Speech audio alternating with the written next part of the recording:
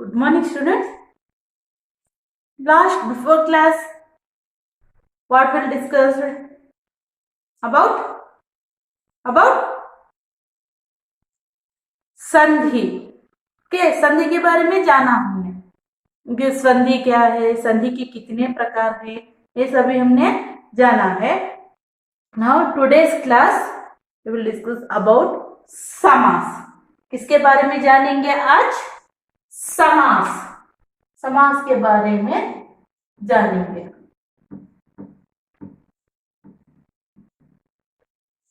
In English, compound words. In English, compound words. तो समास की परिभाषा क्या है? दो या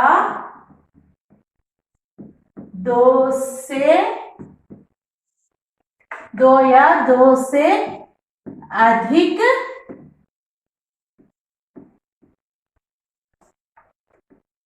शब्दों से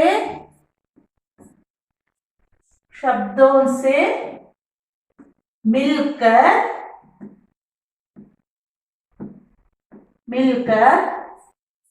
जो तीसरा शब्द बनता है,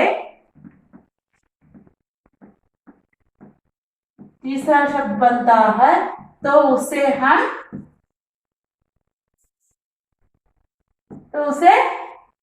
वह क्या है? तो उसे हम समास कहते हैं. तो वह क्या कहलाता है? समास कहते हैं.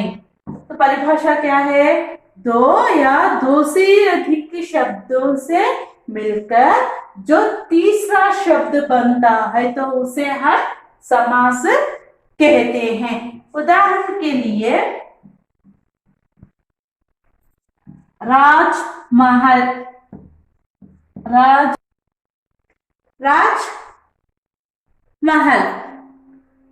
तो यह एक शब्द ने दो शब्दों से बना है. क्या बताया? दो या दो से अधिक शब्द बताया है मैंने यहाँ पर. तो यह दो शब्दों से बना है. कौन सा? राज यानी राज और महल. यह दो शब्दों से बना है यह शब्द. तो इसे कहते हैं समास. तो समास में हम दो बातों पर ध्यान देना है. तो समास में मुख्य रूप से दो बातों को ध्यान रखें. Concentrate on this 2 points. समास में हम दो बातों पर ध्यान देना है. मुख्य रूप से दो बातों को. समास में दो बातों पर ध्यान देना है. नोट 2 पॉइंट्स इन समास. क्या है? एक समस्त पर और विग्रह. You have to concentrate on these 2 points. What is that? First one is समस्त पद. Next, विग्रह. तो समस्त पद क्या है? विग्रह क्या है? बताऊंगी. तो विग्रह. तो इन दोनों बातों को ध्यान देना है ना. तो क्या है विग्रह? विग्रह क्या है? समस्त पद को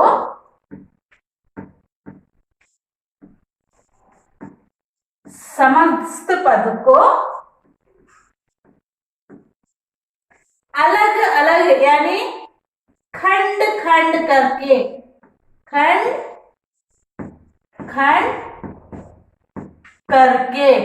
यानी divide 2 parts or a segmentation. Okay. तो खंड करके जो विग्रह जो शब्द बनता है,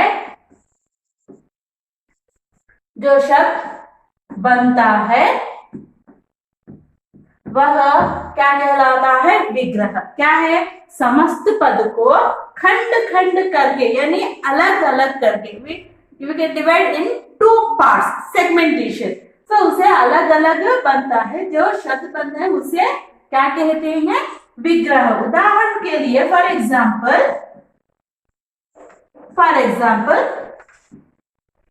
राजा का महल, इसे हमने अलग किया है. तो यह विग्रह किया हुआ शब्द है, तो उसको मिलाकर लिखने से क्या होगा? राजमहल.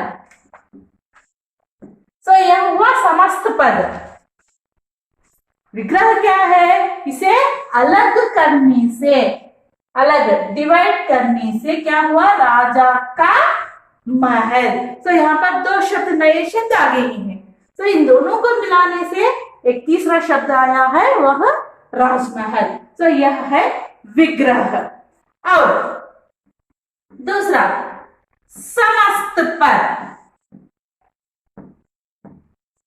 समस्त पद, तो समस्त पद क्या है?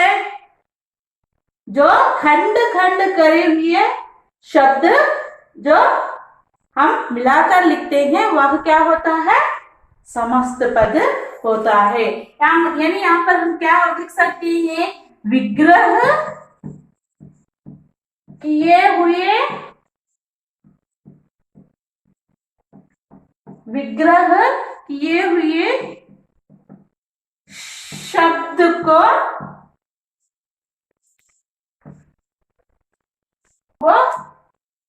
मिलाने से जो तीसरा शब्द बनता है वह क्या कहलाता है? समस्त पद.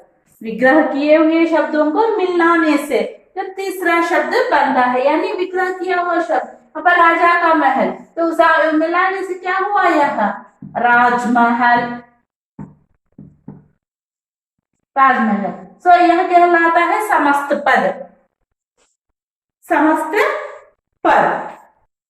यहाँ पर समस्त पद, समस्त पद में जो पहला शब्द होता है वह पूर्व पद कहते हैं. समस्त पद में जो पहला पद होता है उसे पूर्व पद, जो दूसरा होता है उसे उत्तर पद कहते हैं. उत्तर पद, यानी मैंने राजमहल बताया, तो इसमें पहला पद पूर्व पद या महल उत्तर पद होगा. तो समस्त पद में दो पद होते हैं, पूर्व पद, उत्तर पद. ठीक है. तो यहाँ पर राजा पूर्व पद कहलाता है, यानी फर्स्ट वर्ड. उत्तर पद जो सेकेंड वर्ड होता है वह उत्तर पद कहलाता है. इस प्रकार हम देखेंगे तो समास के 6 प्रकार हैं. समास के कितने प्रकार हैं, कितने भेद हैं? 6 भेद हैं. समास के 6 भेद हैं. प्रकार, भेद हैं. तो वह क्या है?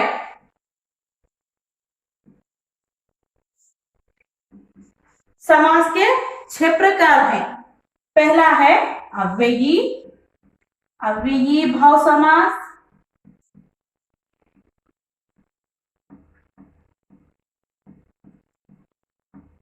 दूसरा तत्पुरुष समास,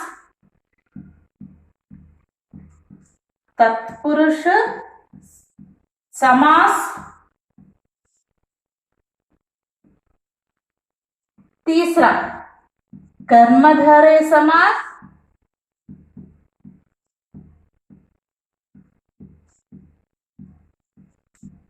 कर्मधारय समास.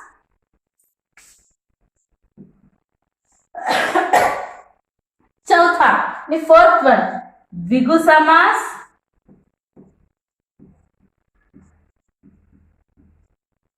द्विगु समास. यह पहला क्या है? अव्ययी भाव समास. दूसरा तत्पुरुष समास, तीसरा कर्मधारय समास, चौथा फोर्थ वन द्विगु समास, फिफ्थ द्वंद्व समास, द्वंद्व समास, सिक्स्थ वन बहुव्रीहि समास। क्या है सिक्स्थ वन? बहुव्रीहि समास। तो यहां पर मुख्य रूप से समास 6 प्रकार हैं। पहला है, क्या है पहला?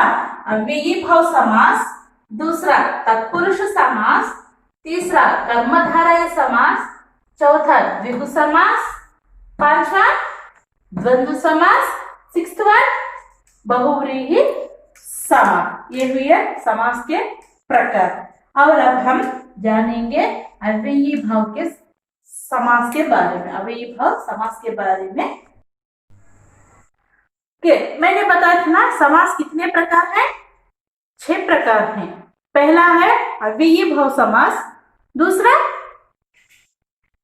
क्या है?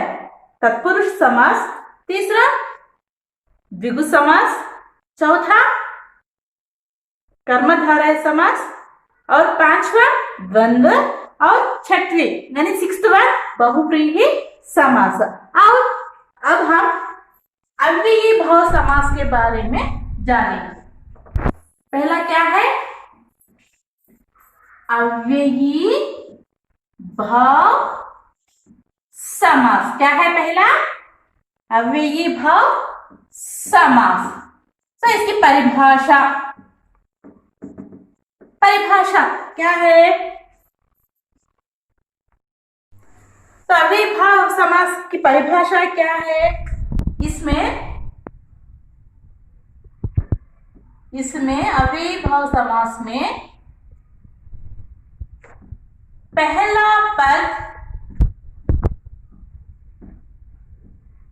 पद प्रधान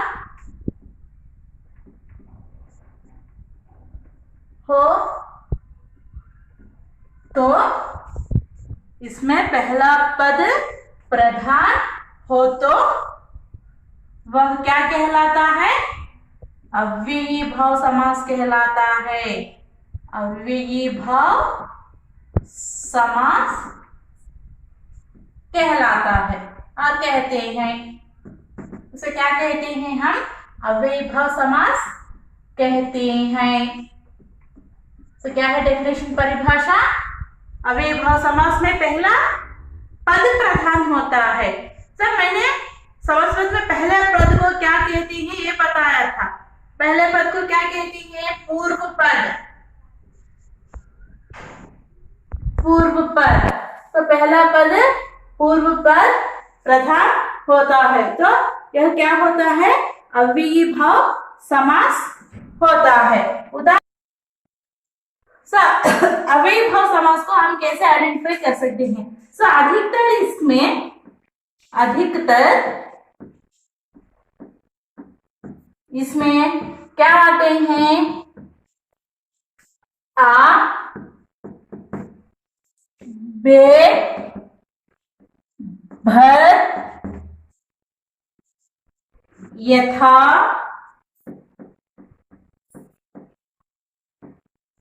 नि।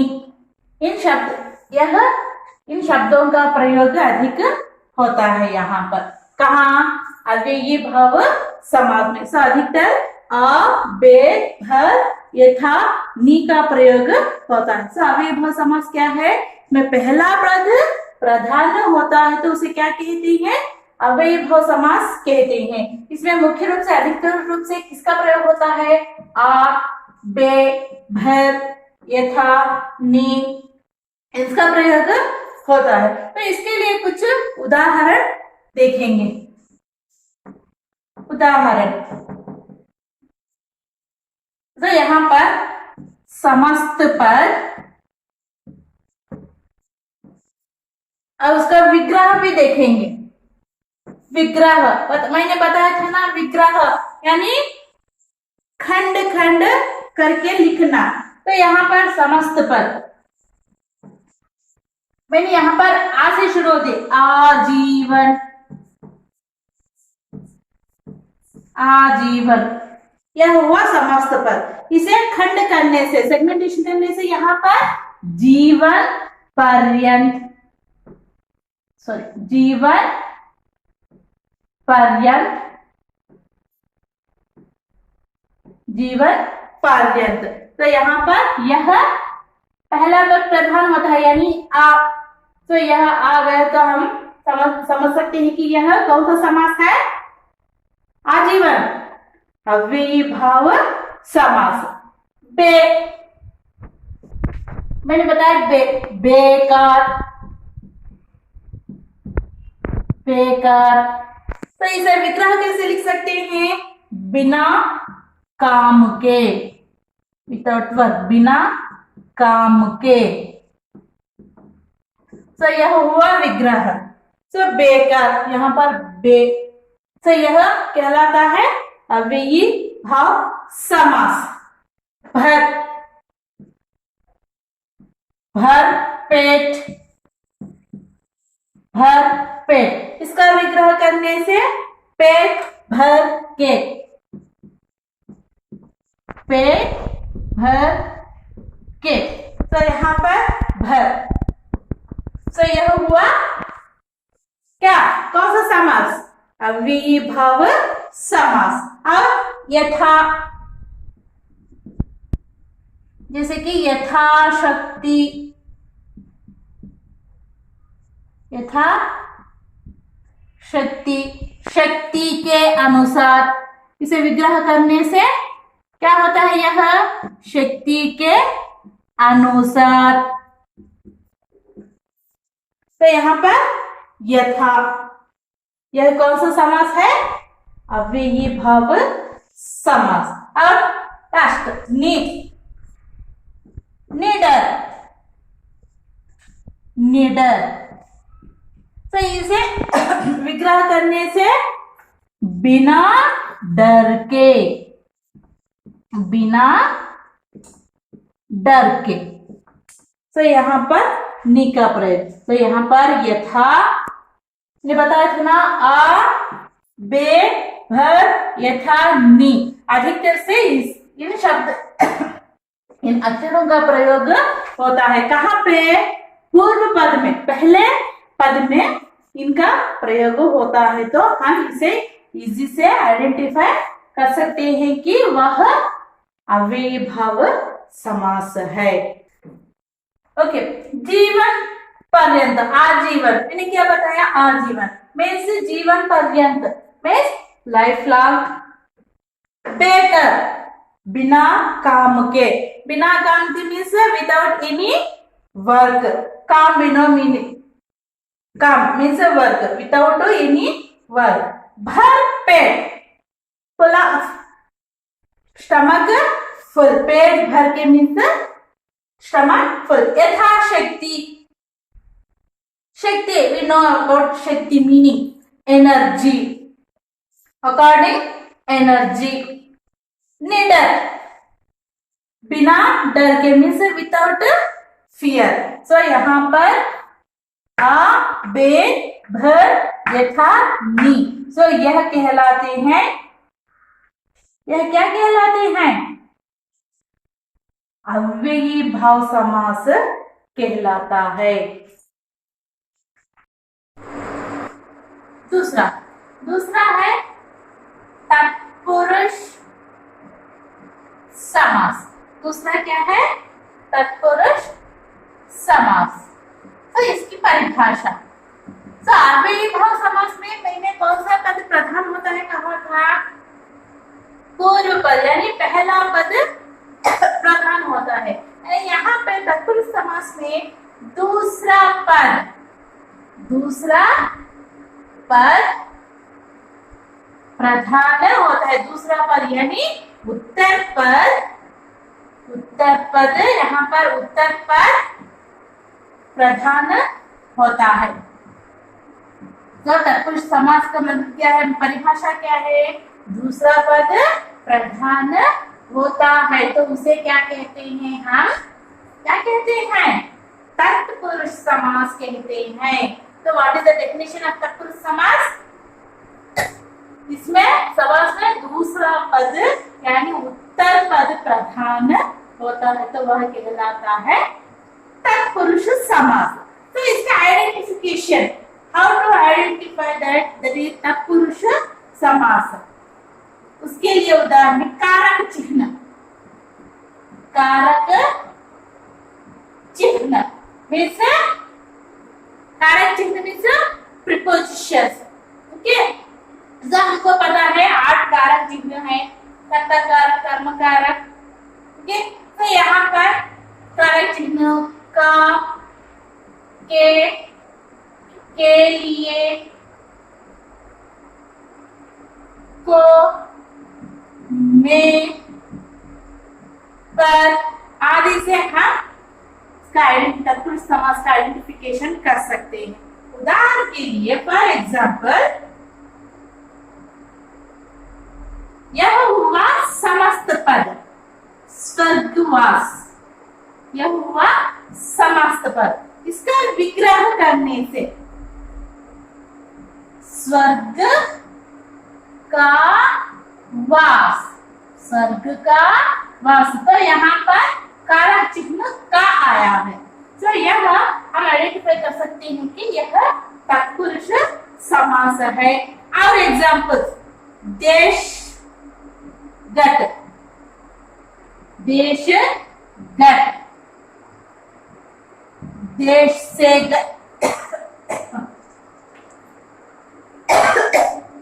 देश का, देश को गत, तो यहाँ पर भी को, देशगत, देश को गत, तो यहाँ पर को का कारक चिन्ह प्रयोग किया गया है। नेक्स्ट, हस्तलिखित, हस्तलिखित,